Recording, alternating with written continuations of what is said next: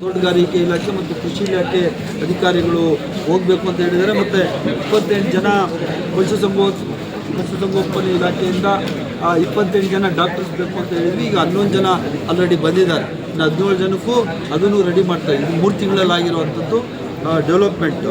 ಮತ್ತು ಸಾರ್ವಜನಿಕ ಶಿಕ್ಷಣ ಇಲಾಖೆಯಿಂದ ಸುಮಾರು 80 ರೂಮ್ಸ್ ಎಷ್ಟು ಹೊಸದಾಗಿ ಕಟ್ಟಕ್ಕೆ ಸ್ಟಾರ್ಟ್ ಮಾಡಿದ್ದೀವಿ.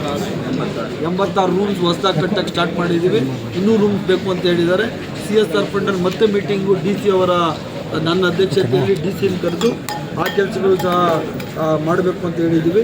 ಮತ್ತು ಈ ವಿಶ್ವೇಶ್ವರಯ್ಯ ಕ್ರೀಡಾಂಗಣದಲ್ಲಿ ಕಿತ್ತೋಗಿದೆ ಅಂತ ಹೇಳಿದ್ವಿ. ಅದನ್ನೆಲ್ಲ ಸರ್ ಮಾಡಿ ಈಗ ಸರ್ಟಿಫೈ ಮಾಡಿ ಹೊಸದಾಗೆಲ್ಲ ಮಾಡಿ ಅದನ್ನು ಸಹ ಸರ್ ಮಾಡಿದ್ದಾರೆ. ಮತ್ತು 10 ಎಕರೆ ಮತ್ತು 5 ಎಕರೆ KGF ಮತ್ತು ಟೇಕಲ್ಲಿ ಈಗ ಸರ್ವೆ ಮಾಡಿ ಆ ಕೆಲಸ ಸಹ ಶುರು ಮಾಡ್ತೀವಿ ಅಂತ ಹೇಳಿದ್ದಾರೆ. ಮತ್ತು ರೇಮತ್ ನಗರದಲ್ಲಿ PHCಗೆ ಲಾಸ್ಟ್ ಟೈಮ್ ಹೇಳಿದೆ 2.5 ಎಕರೆ ಜಾಗ ಕೊಟ್ಟಿದ್ದಾರೆ. ಅದು ಹೊಸ DPR ರೆಡಿ ಮಾಡ್ತಾಯಿದ್ದೀವಿ. ಆ DPR ಸಹ ರೆಡಿ ಮಾಡಿ ಹೊಸ PHC ನಾವು ರೆಡಿ ಮಾಡ್ತೀವಿ. ಮತ್ತು ಕಳೆದ ಸರಿ ಹೇಳಿದ್ವಿ ಆ ಹೊರಗುತ್ತಿಗೆ ನೌಕರರಿಗೆ ಸುಮಾರು ತಿಂಗಳಿಂದ ಸಂಬಳ ಬಂದಿಲ್ಲ ಅಂತ ಹೇಳಿ ಅಪ್ಡೇಟ್ ಸಂಬಳ ಆಗಿದೆ ಎಲ್ಲ ಕಾರ್ಮಿಕರಿಗೆ.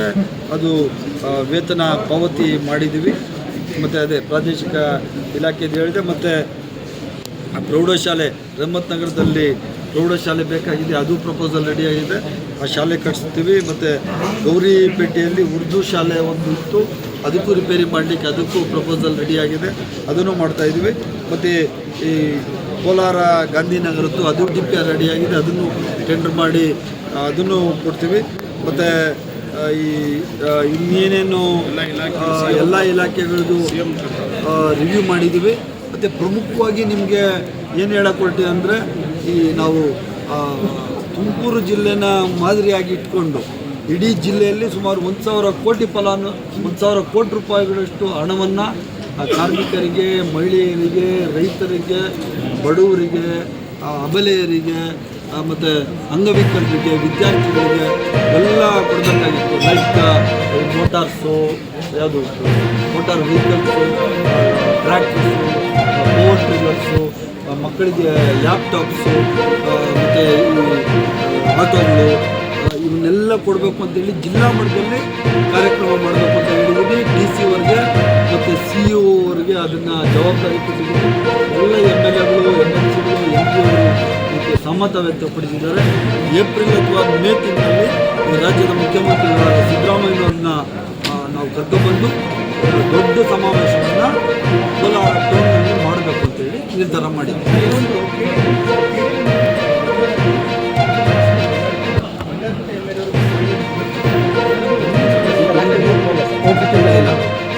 KGF ಅವರು ನಾಳೆ ನಮ್ಮದು ಇದಿದೆ, ಸಮಾವೇಶದಲ್ಲಿದೆ.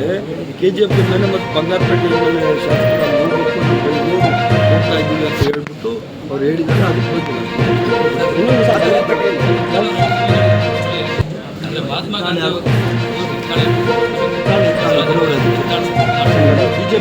BJP ನಮ್ಮಲ್ಲೊಬ್ಬರು ಅದಕ್ಕೆ ಕನ್ಫ್ಯೂಷನ್ ಆಗ್ತದೆ.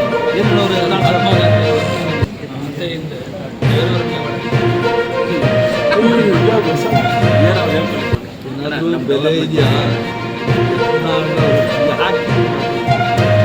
ಏನಕ್ಕೆ ಹಿಂಗೆ ಮಾತಾಡ್ತಾರೆ? ನಾಥೂರಾಮ್ ಗೋಡ್ಸೆ ಹೊಡೆದಿದ್ದು, ನಾಥೂರಾಮ್ ಗೋಡ್ಸೆನ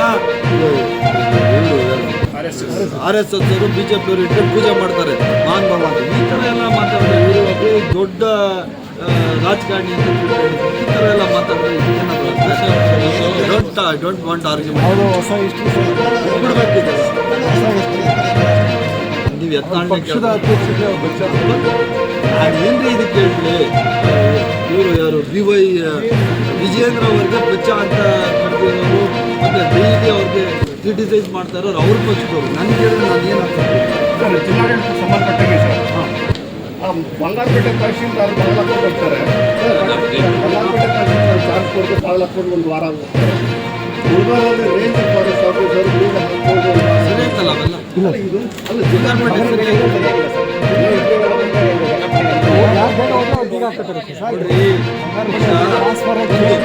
ಟ್ರಾನ್ಸ್ಫರ್ ಮಾಡ್ತಾರೆ, ಸರ್ಕಾರ ಟ್ರಾನ್ಸ್ಫರ್ ಮಾಡ್ತದೆ.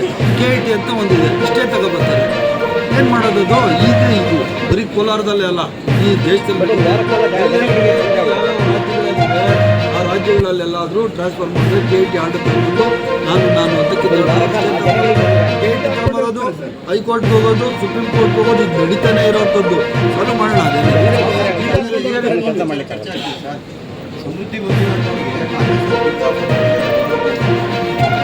ಮಂಜುನಾಥ್ ಅವ್ರನ್ನ ಕೇಳ್ಬೇಕಪ್ಪ ನನಗೆ ಗೊತ್ತಿಲ್ಲ